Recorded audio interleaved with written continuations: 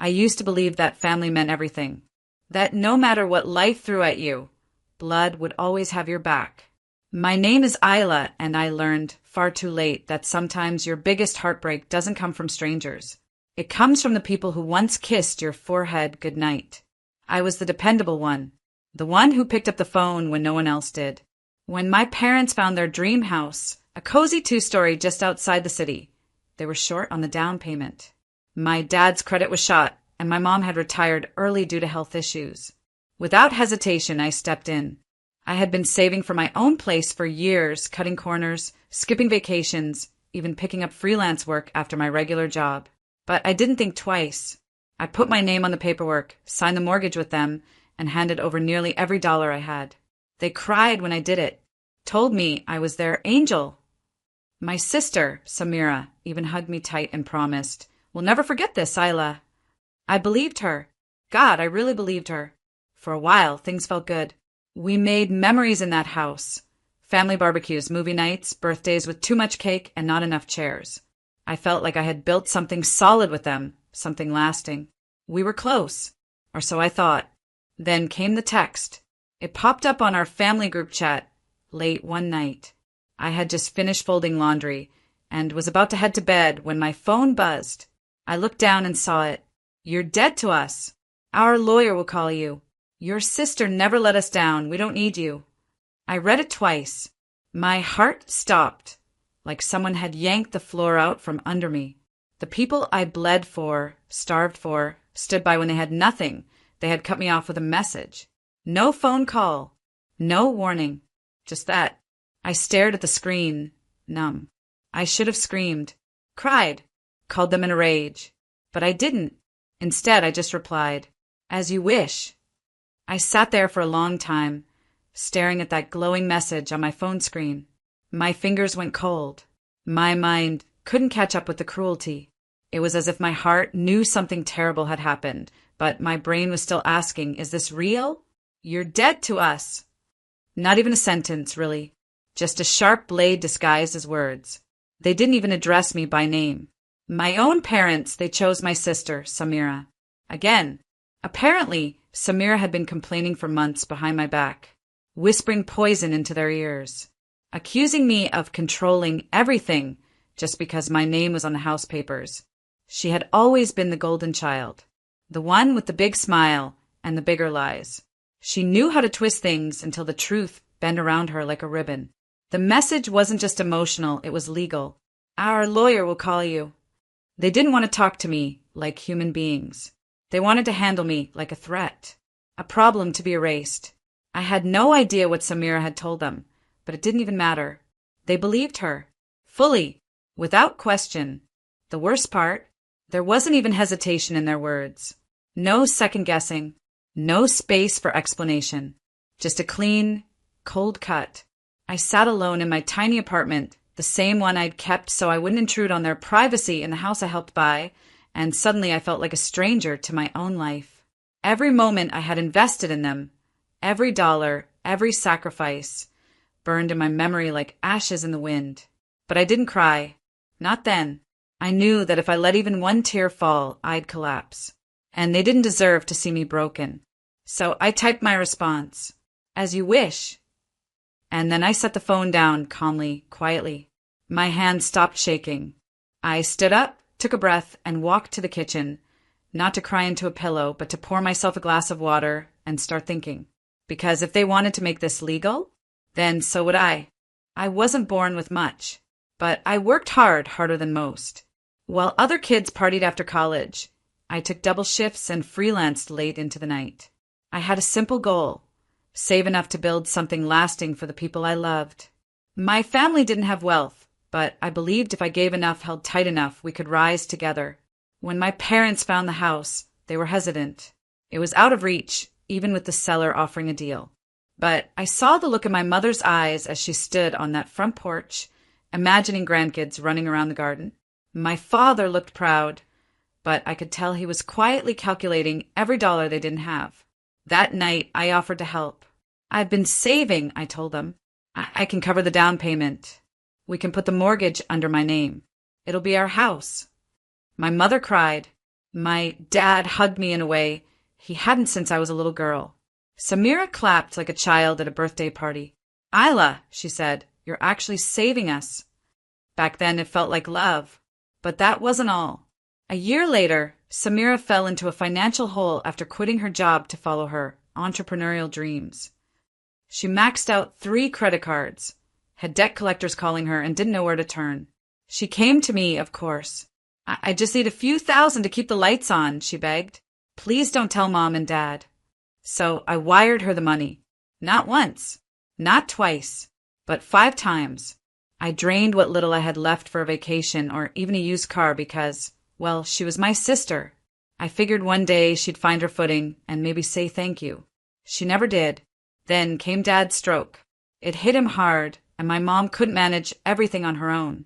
So I took time off work, drove him to appointments, argued with insurance, even sat through terrifying nights in the ICU just so she wouldn't have to do it alone. They said, "You're our rock." They said, "We'll never forget this." But they did. All of it. The money, the time, the love, the hours I gave up building my own life to hold theirs together. I never expected anything in return. Just loyalty. Just the truth. Just for them to stand beside me if things got hard. Instead, the moment Samira decided I was inconvenient, they chose her lies over my loyalty. And all those nights I thought I was helping my family, turns out I was just building a house for people who never planned to let me stay. As you wish. That's all I said. No yelling. No begging. No long paragraphs explaining myself or trying to correct their twisted version of the truth. Just 4 simple words. I sent the message and watched the 3 dots appear on the screen for a second, then disappear. No one replied. Not even a fake moment of guilt. They probably thought they won. That I'd slink away quietly, humiliated and defeated, carrying the weight of a broken family on my back once again. Maybe they picture me sobbing in a corner, replaying their words until I apologized for sins I never committed. But they didn't know me, not really. What they didn't realize was I'd already mourned them. Long before that text ever came, I had felt the slow drip of distance, the coldness behind their smiles, the way Samira twisted every situation into her advantage. I had hoped, prayed, and worked to keep us together. But that text? That was the funeral.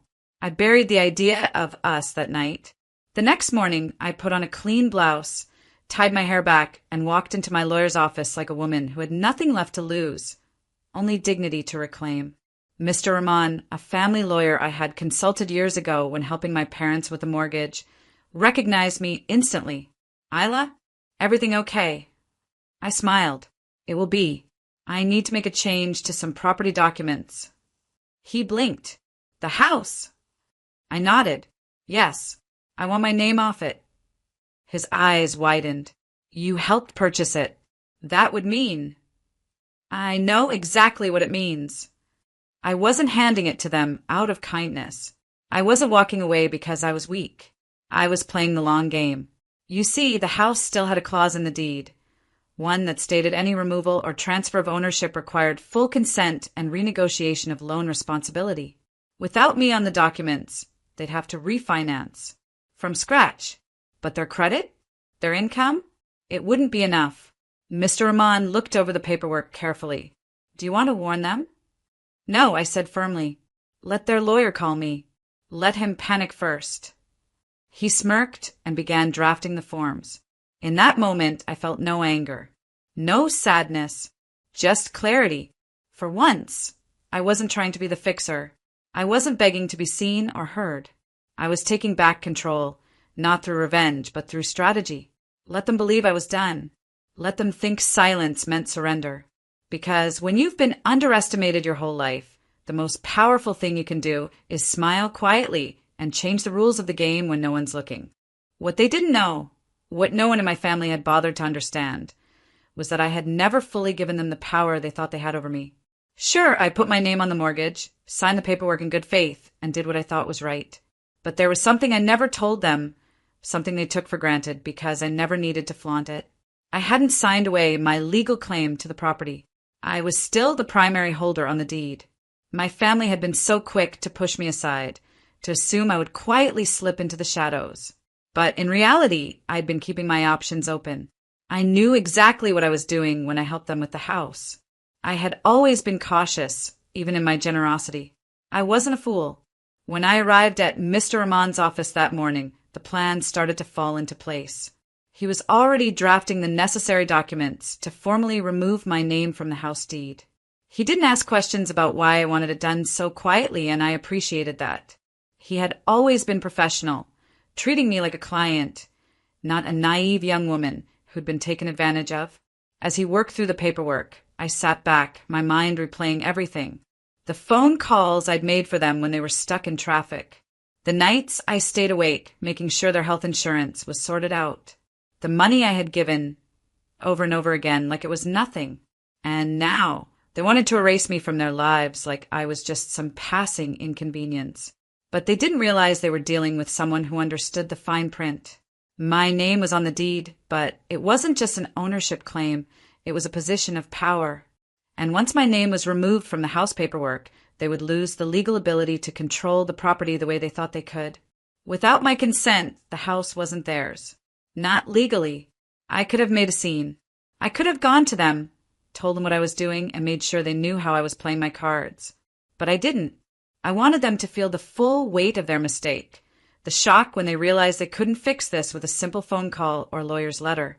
After I signed the final forms, I handed them back to Mr. Rahman, feeling a strange sense of peace. The paperwork would take a couple of days to process, but once it was done, the house would be legally up for grabs again. They wouldn't be able to refinance.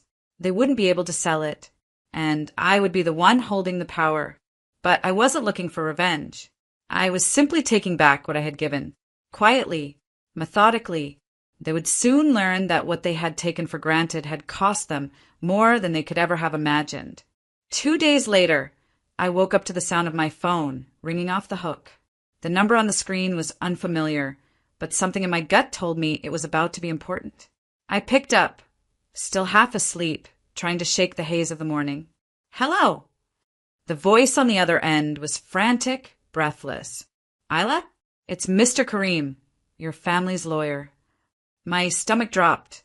My name was on the tip of his tongue, and the panic in his voice was unmistakable. "Isla, we need to talk. Immediately. This is a serious situation." I sat up in bed, my heart racing. "What's going on?" There was a pause before he spoke again. "The property paperwork. You legally removed your name from the deed." I felt the corner of my lips curl into a quiet smile. "Yes, I did." He sputtered in disbelief. But Isla, you can't just do that. You helped buy the house. Your family's relying on that property. Without your name on the deed, they can't refinance, they can't sell it, they can't even make the mortgage payments without your approval." I leaned back against the pillows, my voice calm. "I understand. That's why I did it." His voice rose in panic. "This isn't just a minor legal misstep, Isla. You've completely cut them off from any claim to that property. Without you on the deed, they technically don't own it anymore. They have no legal right to the house." I could hear him tapping away at his keyboard, probably scanning through the legal documents like they were some unexpected disaster. "You've put your family in a very difficult situation," he continued, his tone softer, almost pleading. "If they don't fix this quickly, they could lose everything." My hands were steady, not shaking with guilt or fear as they might have expected. Instead, I felt calm, detached, a feeling I had been craving since that text had first landed in my inbox. "I'm sure they'll figure it out," I said softly. "I'm sure they'll manage." His frustration grew. "Isla, please, think about what you're doing. You're jeopardizing your entire family's future over this. They are not prepared for this kind of fallout. We're talking about a total financial disaster. They can't even access the house without you. You've left them essentially homeless. And for what? You've got to undo this." I knew exactly where he was coming from. He was trying to pressure me into reversing my decision. Maybe he thought I was angry. Maybe he thought I was hurt. But I wasn't. This wasn't about anger or pain anymore. This was about standing up for myself. For the first time in my life, I wasn't trying to fix everything. I wasn't trying to hold it all together for them. I had given enough. And now they would feel the consequences of taking me for granted. "I've made my choice," I said, my voice firm. I'll leave it to you and your clients to figure out how to fix it. I hung up before he could say anything else, my fingers hovering over the phone for a moment. The weight of the decision didn't feel heavy anymore. It felt freeing. The chaos, the panic on the other end of that call, that was their burden now, not mine. I had simply taken back what was mine, and the reality of their mistake was just beginning to set in. I wasn't surprised when they showed up at my door. I knew it was only a matter of time. They had underestimated me, written me off, convinced I'd just roll over and beg them to take me back. But this wasn't a moment of weakness for me. It was a moment of clarity. It was late afternoon when I heard the knock. I knew exactly who it was before I even opened the door. Samira stood there first, her eyes red, face blotchy from crying. Behind her, my parents lingered, their expressions a mix of desperation and disbelief. Samira's voice trembled as soon as she saw me. Isla, please, you've got to fix this. You have to put your name back on the deed. We can't lose the house. We'll figure things out, I promise. We were wrong. We're sorry. Her words came in a rush, like a flood of guilt that she hoped would wash away her betrayal. I watched her, not with anger or sorrow, but with a detached calmness that shocked even me. I'm sorry. I asked softly, as if I hadn't heard her clearly. You're sorry. She nodded, sniffling. Yes, I know we've hurt you. But Isla, we need you. You've always been there for us. Please don't do this. You can't let us lose everything. My father spoke up, his voice cracking with urgency. Isla, listen to us. We don't know how to fix this without you. We're your family. You can't just throw everything away. Please, we need your help. I looked at them one by one, feeling the weight of the words they had texted me only days ago. You're dead to us, I whispered, my voice barely audible, but the impact of those words echoed between us. That's what you said, remember? Those exact words. You're dead to us. Our lawyer will call you. Your sister never let us down. We don't need you. Their faces froze in shock, and for a moment it felt like time stood still. I could see the regret in their eyes, the realization of the gravity of their actions slowly dawning on them. But there was no turning back now. I wasn't some backup plan they could fall back on when their world crumbled. I don't need you to need me anymore, I said, stepping back slightly to close the door, but holding it open just enough to make my point clear. You made your choice. You cut me out when I was your last resort, your backup. You kicked me to the curb. And now, you want me to fix it for you. I could see my father's hands shaking, his face twisted in a desperate plea. Isla, don't do this. We're sorry. We need you. Please, I'll make it right. I shook my head, cutting him off. No, you don't get to erase what you did, not with an apology. Not with tears. You made your choice, and now you deal with the consequences. I'm done fixing everything for you. I could see Samira's face crumple, tears spilling down her cheeks, but I couldn't find it in myself to comfort her. The betrayal had been too deep, too ingrained for me to forgive them with a simple apology. Goodbye, I said, my voice firm. I hope you figure it out, but I won't be the one to save you this time. And with that, I closed the door, not out of anger, but out of finality. There was no going back, not for me, not for them. They had crossed a line they couldn't come back from. I never intended to destroy them. I didn't want to watch them crumble under the weight of their own actions. That wasn't my style. I wasn't interested in revenge. No, what I did was far more satisfying, far more meaningful in the long run. I wasn't about to burn bridges. I was simply going to walk away from a family that had already let me go. The first thing I did was sell the house. It wasn't just about the money. It was about ownership, about taking control of my life and taking away what they had so carelessly assumed they had a right to.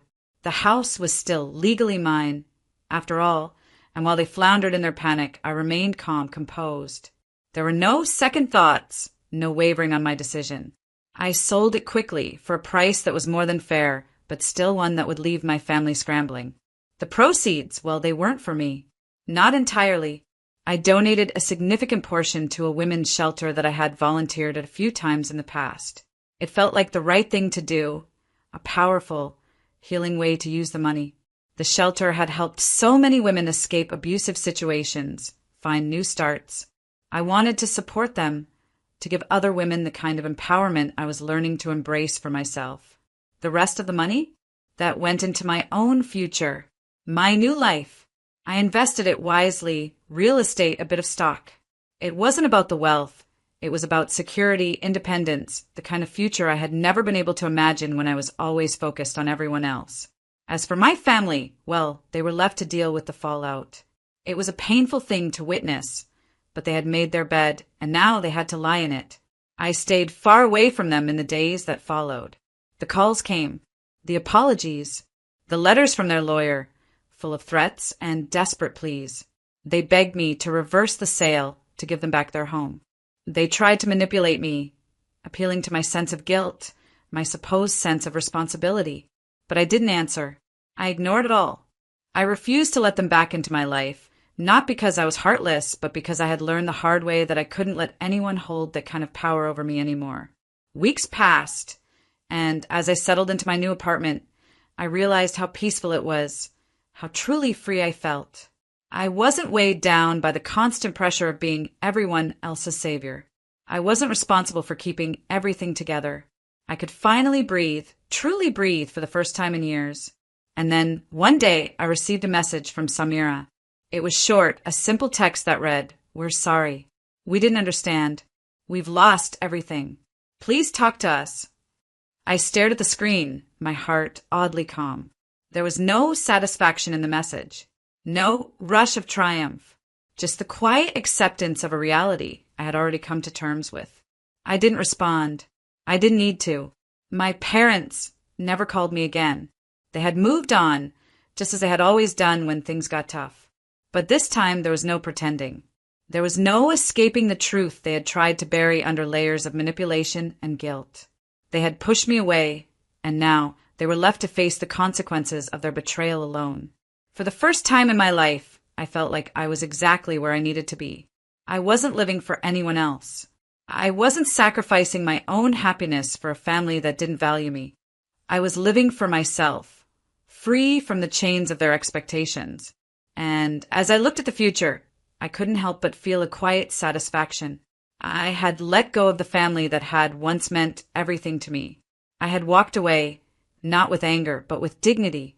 And that was the true power I had taken back. I had finally chosen myself.